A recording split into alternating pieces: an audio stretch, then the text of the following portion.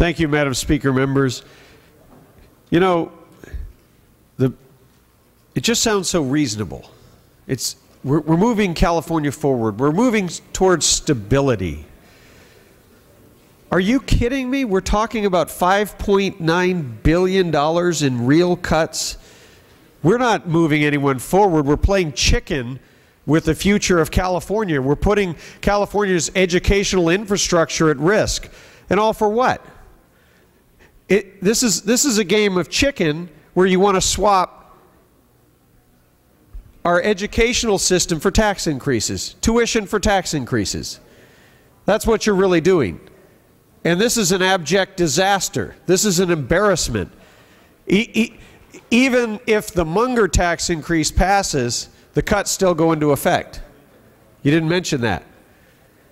You know, I think California, we owe California a much better future, a much better budget, a much better plan than something that depends on a tax increase. Everything depends on a tax increase. Okay, let's think about that. You know, my wife plays the lotto every single week. Week in and week out, she plays the lotto. And you know what? So far, we haven't won. But we don't make it part of our budget. We don't actually budget based on winning the lottery. That's absolute insanity. That's like going out and buying a new house and a new car and planning vacation after vacation after vacation, all because you think you might win the lottery. There is no way on this planet that the people of the state of California are going to approve a tax increase. But you have 99% of these cuts targeted at education. So you are literally putting the opportunity, the educational opportunity of young Californians at risk, all because you refuse to make the real cuts that need to be made. There are not $8 billion worth of real cuts in this budget. There's maybe 1.2, maybe 1.4 if you cheat a little bit.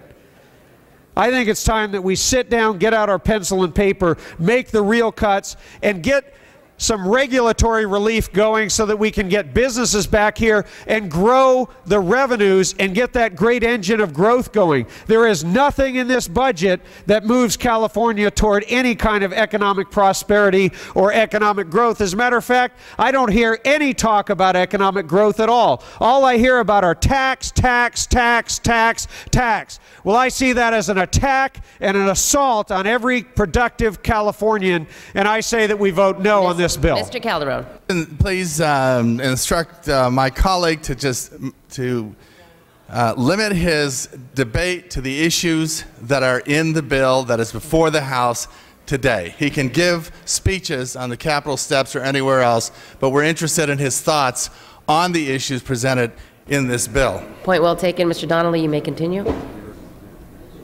I thought I made myself perfectly clear, and I thought I addressed everything in the budget through the prism of this one bill, which is targeted at education. You know, since my colleague decided to stop me after I stopped, I'll also mention that we're cutting Cal Grants to people who happen to go to private schools, also that we can fund Cal Grants next year starting January 1st, 2013 for illegal aliens who happen to be in this state or who might come to this state. So you got to be kidding me. This is a disaster, and I still urge a no vote.